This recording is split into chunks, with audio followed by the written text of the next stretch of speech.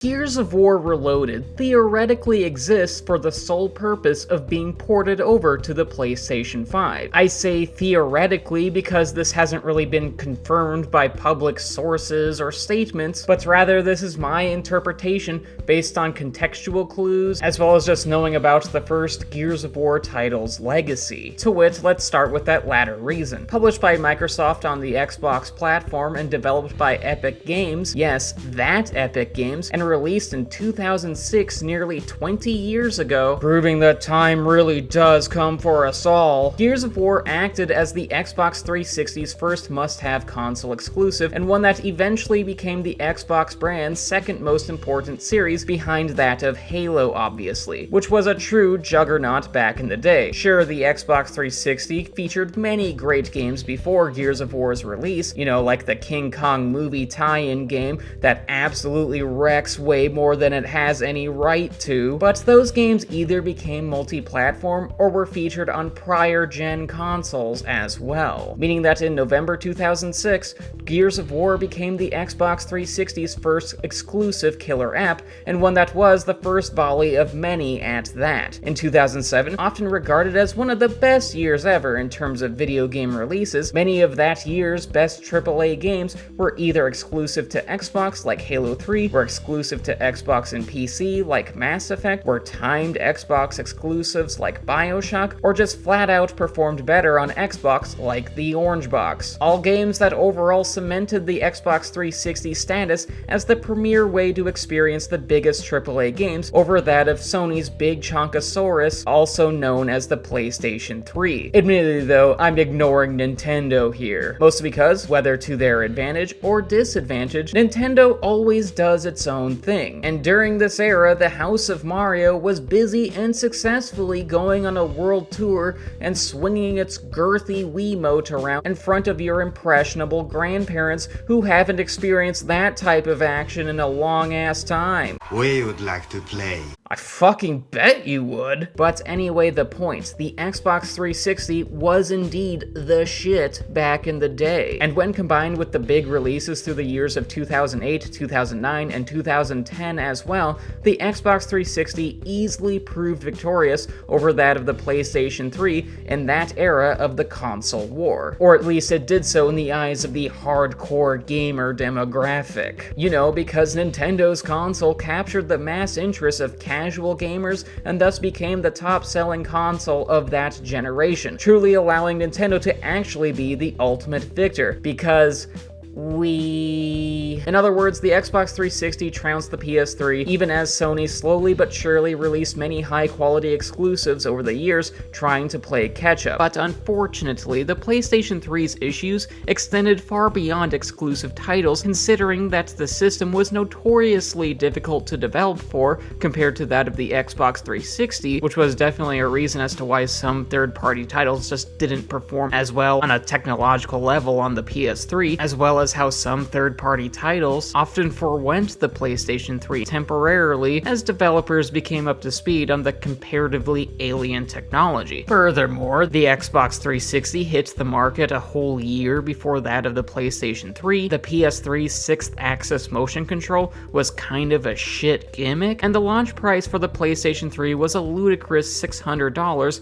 which was $200 more expensive than that of the Xbox 360. Overall, meaning that the PlayStation 3 was the embodiment of Sony's hubris that burned a lot of customer goodwill that gamers had bestowed upon the company after the massive success of the PlayStation 2, i.e. one of the greatest consoles ever made, which, as far as this console generation goes, caused Sony to constantly be on the back foot and fighting uphill when it came to establishing the PlayStation 3 as a legitimate hardware choice for gamers. And while the PlayStation 3 would eventually sell slightly more consoles than the Xbox 360 over its lifespan, this occurred after numerous major price reductions. After the release of the slim version of the console, the company only pulled ahead at the tail end of the console cycle, and is a fact that is overall divorced from the context that PlayStation lost considerable market share to its primary competitor, meaning that sure, by the numbers, Sony technically won,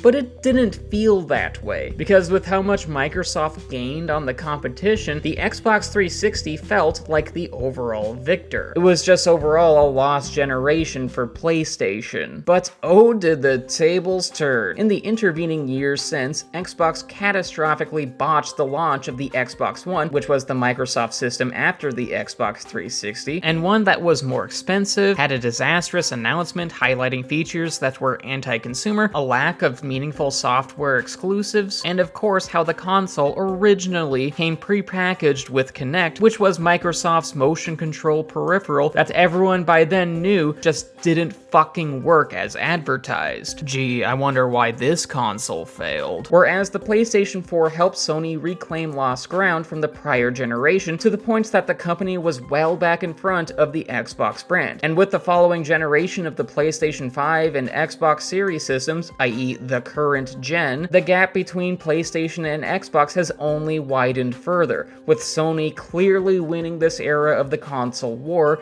whereas Microsoft is doing everything but waving the white flag. And we can see this surrender just by how Xbox just devalues the Xbox brand. Rumor has it the next Xbox console is basically a PC, one that will likely be far more costly compared to the prospective PlayStation 6. Microsoft is really into the idea that everything is an Xbox, including your phone, tablet, and probably a smart refrigerator. And there have been numerous changes in Microsoft's modus operandi in order to make their gaming wing more profitable after spending a ludicrous amount of cash on acquiring numerous third-party developers and publishers. These moves include extensive layoffs, raising the price of Xbox Game Pass to something that now isn't as much of a customer-friendly deal, and of course, more Xbox titles becoming multi-platform. Which brings us back to Gears of War Reloaded. As I said at the video's start, Gears of War Reloaded probably only really exists because of its PS5 port. As a game, it's a higher definition remaster of 2016's Gears of War Ultimate Edition,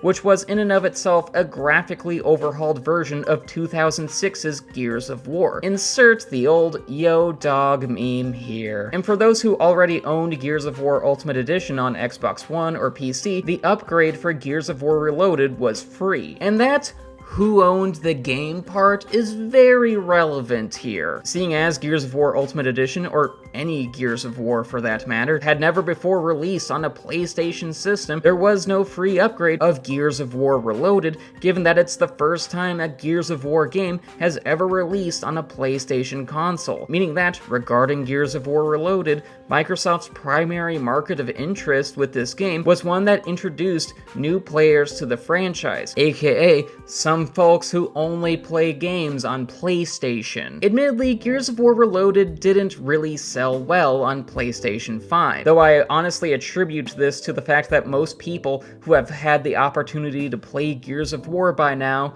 have already played Gears of War. Hell, a sizable amount of PlayStation's current user base in the West consists of people that switched from Xbox 360 to PlayStation 4 in the prior generation, me being one of them. So there is that type of familiarity with the IP here. But with that said, this doesn't change the fact that Gears of War Reloaded on PlayStation 5 embodies Microsoft's current multi-platform strategy and comes at a time when the company's gaming business is desperate for revenue, doing pretty much anything to make its gaming business more profitable. Hell, even if it takes tanking the Xbox brand to do that. After all, several games owned by Xbox Studios went multi-platform last year, and there are several more that will release this year as well. One of them very likely being Gears of War E-Day, which is still slated for a 2026 release date, but considering we haven't seen much of that game yet, a part of me thinks it might be delayed to 2027. Regardless, Gears of War E-Day being released sooner rather than later is very relevant to the discussion of Gears of War Reloaded. Hell, it puts the game's PlayStation 5 release into perspective. See, Gears of War E-Day is going to be a prequel to the original Gears of War,